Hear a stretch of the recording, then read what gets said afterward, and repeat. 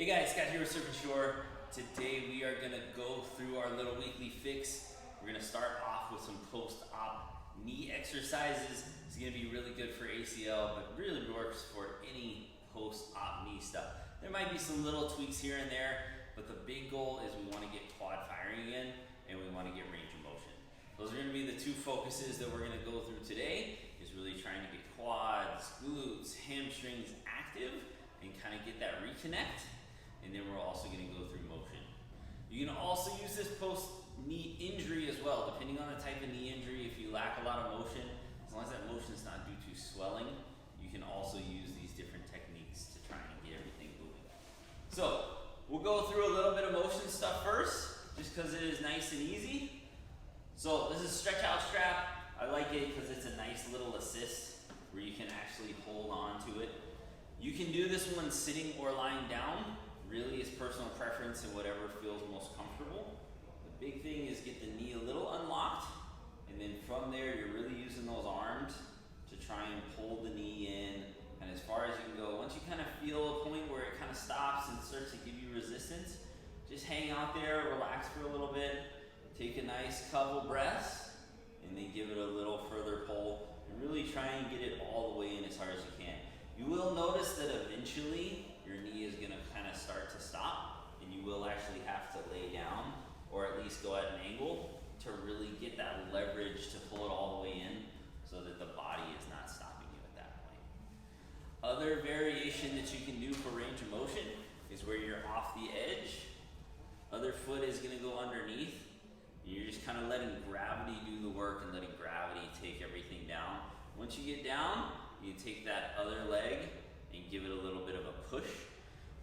From here, you'll be limited typically if you have a table or something like that where you're gonna hit onto there. So this is a good starting spot, but once you start getting to in range, you're gonna need to use something more like the strap or maybe a wall slide or something like that as a different technique to get a little further motion.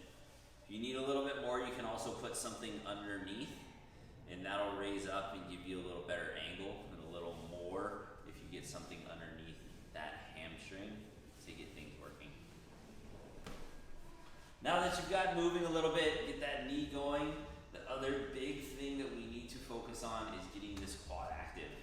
So starting off, it's just going to be quad sets where we're really trying to get this muscle to fire and then turn off. The goal is on and off. That's what we need for walking. That's what we need for any of these return to sport things, is we need that muscle to fire, but we also need it to relax. So the goal is control. So as we fire, it should be kind of this grab and then this slow relax. It shouldn't just be this on-off where you're trying to turn on and off a light switch. It should be kind of slow grab, slow off, where we're really trying to get that control and really trying to link up nerves and muscles. Once that gets pretty easy, everything feels good with that, the next goal is going to be little straight leg raise. Again, you can do this sitting up, you can do it lying down. A lot of it is really personal preference of whatever feels easiest, but the goal with this is not just the lift. The goal with this is to keep that knee down, keep it all the way straight, fire the quad, lifting up, back down, relax. The knee should stay straight the whole time. A lot of times you'll see, especially post-op, the lift, knee will stay bent, heel will hit, back of the knee will hit. That's kind of one of those good indicators that you have this extensor lag where that knee is bending a little bit and the quad's not firing enough to keep it all the way straight. We definitely want to try and get rid of that. That's going to be the first goal with that straight leg raise.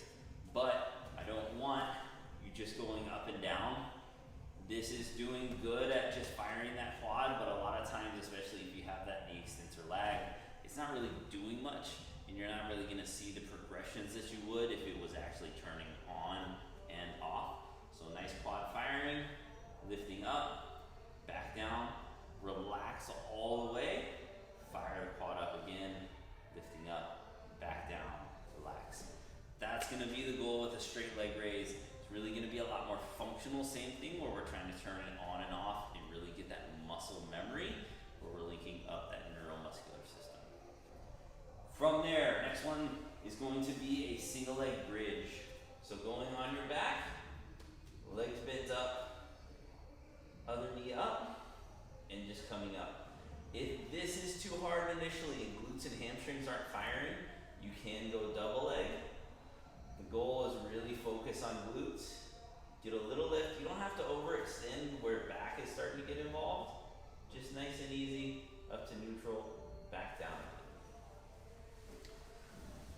Those are my go-to starters for any of the post-op stuff. There's a lot of other things that you can do that are going to be specific as well, but they can be progressed and keep moving on as you go, as all your exercises should be. Once these start to get easy, you shouldn't do them anymore. If you have free time and you want to, you have 2 hours out of your day, feel free to keep them in, but bang for your buck. These are not going to be the ones that you should keep on to long term. Those are going to be the next progressions that we're going to go through